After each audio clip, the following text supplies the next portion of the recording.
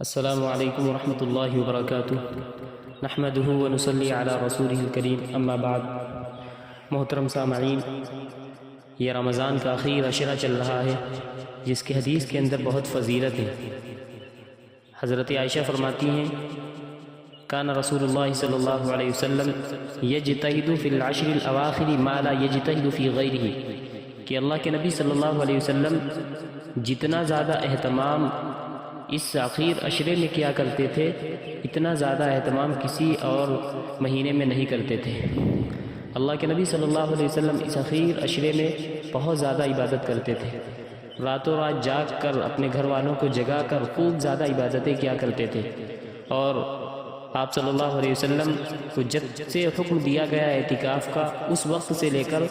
اور آخر عمر تک یعنی وفات تک اللہ کے نبی صلی اللہ علیہ وسلم نے ہر سال اعتکاف فرمایا۔ تو یہ آخر عشرہ بہت فضیلت والا ہے، اس میں خوب زیادہ عبادت کرنی چاہیے، خوب زیادہ راتوں کو جاگ کر اللہ کو منانا چاہیے، نوافل میں گزارنا چاہیے وقت، خوب زیادہ تلاوت کرنی چاہیے، اور اسی میں ایک رات شب قدر بھی ہوتی ہے، اس کی تلاش میں طاق راتوں کا حکم دیا گیا کہ طاق راتوں میں جاگ کر اس کو تلاش کیا جائے۔ تو یہ آخر عشرہ بہت ہی فضیلت کا حامل ہے، اس لیے اس میں اللہ کی نافرمانی سے اور اسی طرح خرافات سے، بدعت و رسومات سے اپنے آپ کو بچا کر اللہ تبارک و تعالی کے سامنے روئیں، گڑ گڑائیں اور اللہ کا برگزیدہ بندہ بنانے کی کوشش کریں۔ اور ایک دوسری بات یہ ہے کہ اس رمضان کے آخری جمعے کو جمعۃ الوداع کہا جاتا ہے، یعنی آخری جمعہ۔ عوام کے اندر مشہور ہے کہ اس جمعہ کی بہت فضیلت ہے، بلکہ بعض لوگ تو یہاں تک دو کپڑے سلواتے ہیں، ایک عید کے لیے ہوتا ہے اور دوسرا آخری جمعے یعنی الوداع کا ہوتا ہے، تو اس کی عوام کے اندر بہت زیادہ الگ سے فضیلت سمجھتے ہیں۔ حالانکہ خوب یاد رکھیے کہ جیسے عام جمعہ ہوتے ہیں ایسے ہی یہ بھی ایک جمعہ ہوتا ہے، اس کی الگ سے حدیث کے اندر کوئی فضیلت وارد نہیں ہے، بلکہ یہ آخری جمعہ ہے اس لیے اس کو جمعۃ الوداع کہہ دیا گیا، ورنہ اس کی اصل الگ سے کوئی اس کی فضیلت وارد نہیں ہے حدیث کے اندر۔ بعض لوگ نئے کپڑے سلواتے ہیں، بہت زیادہ اہتمام کرتے ہیں کہ آخری جمعہ ہے، غم مناتے ہیں کہ رمضان کا مقدس مہینہ جا رہا ہے۔ ان باتوں کا ثبوت حدیث کے اندر نہیں ملتا ہے،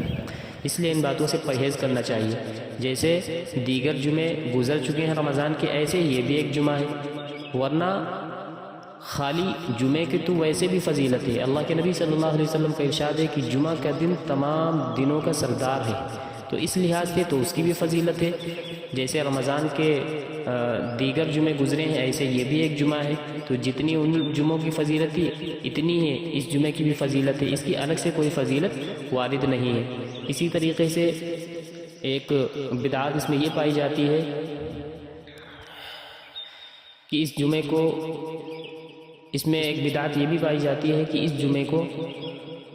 ایک قضاء عمری کے نام سے 2 رکعت پڑھی جاتی ہے، اور عوام یہ سمجھتی ہے کہ 2 رکعت پڑھنے سے زندگی بھر کی نمازیں جتنی قضا ہوئی ہیں وہ ساری کی ساری ادا ہو جائیں گی۔ حالانکہ اس کا کوئی ثبوت نہیں، آپ کی جتنی نمازیں قضا ہیں وہ ساری کی ساری ان کی ادا کرنی پڑے گی، آپ کو قضا پڑھنی پڑے گی، تبھی اللہ کے حضور قبول ہوں گی، ورنہ ہم یہ سوچ کر صرف 2 رکعت پڑھ لیں کہ زندگی کی ساری نمازیں معاف ہو جائیں گی، ایسا کچھ بھی نہیں ہے، اس کا کہیں سے ثبوت نہیں۔ اسی طریقے سے ایک بات اور چھڑ جاتی ہے اس دن کہ جمعے کی نماز کے وقت جو خطبہ پڑھا جاتا ہے، لوگ بہت زیادہ اصرار کرتے ہیں کہ وہی خطبہ پڑھنا چاہیے جو اس کے لیے بنایا گیا ہے، یعنی جس کے اندر اس طرح کے الفاظ آتے ہیں، الفراق والسلام، شہر رمضان، اس طرح کے الفاظ جو آتے ہیں، جو پرانے خطبوں کی کتابوں کے اندر جو ملتا ہے، وہی خطبہ پڑھنے پر لوگ اصرار کرتے ہیں، بلکہ جو نہ پڑھتا ہے اس کو بہت زیادہ ٹارگٹ کیا جاتا ہے، اماموں کو پریشان کیا جاتا ہے کہ آپ امام صاحب نے آپ خطبہ پڑھا ہی نہیں تو یہ الوداع ہی نہیں ہوا۔ خوب یاد رکھیے اکابر اہل فتاوی نے اس خطبہ پڑھنے کو بدعت اور مکروہ لکھا ہے، اس لیے اس خطبے سے اجتناب کیا جائے۔ جیسے عام جمعوں کے اندر خطبے ہو جاتے ہیں ایسے ہی اس میں بھی خطبہ ہو جائے۔ خطبہ ہوتا ہی کیا ہے، اس میں فضیلت بیان کی جاتی ہے۔ اب جیسے رمضان کا مہینہ چل رہا تو رمضان کی رمضان کی فضیلتیں اور احادیث کے اندر جو مروی ہیں وہ حدیثیں اس میں پیش کی جائیں گی، قرآن کریم کی آیات پیش کی جائیں گی، ایسے ہی اس میں اخیر عشرہ چل رہا ہے تو اخیر عشرے کی فضیلت اس میں بیان کر دی جائے۔ باقی جو اس خطبے کے لیے اصرار کیا جاتا ہے، اماموں کو ٹارگٹ کیا جاتا ہے، یہ بالکل بھی درست نہیں ہے، یہ نازیبہ حرکت ہے، اس سے اجتناب کرنا چاہیے۔ کیونکہ مولانا رشید احمد گنگوہی رحمۃ اللہ علیہ نے اپنے فتاوی رشیدیہ صفحہ نمبر 123 کے اوپر اس خطبے کو بدعت لکھا ہے۔ اسی طریقے سے مولانا اشرف علی تھانوی رحمۃ اللہ علیہ نے امداد الفتاوی جلد اول صفحہ نمبر 685 میں، اور مولانا مفتی محمود حسن گنگوہی رحمۃ اللہ علیہ نے فتاوی محمودیہ جلد نمبر 8 صفحہ نمبر 296 میں اس کو بدعت اور مکروہ لکھا ہے۔ اس لیے اس خطبہ سے اجتناب کیا جائے، یہی دارالعلوم دیوبند اور بڑے بڑے اداروں کا یہی فتویٰ ہے کہ اس خطبے سے احتراز کرنا چاہیے، ورنہ یہ بھی ایک رسم بنی جا رہی ہے۔ امید ہے کہ آپ حضرات ان باتوں کو سمجھ گئے ہوں گے اور اس پر عمل کرنے کی کوشش کریں گے۔ السلام علیکم ورحمۃ اللہ وبرکاتہ۔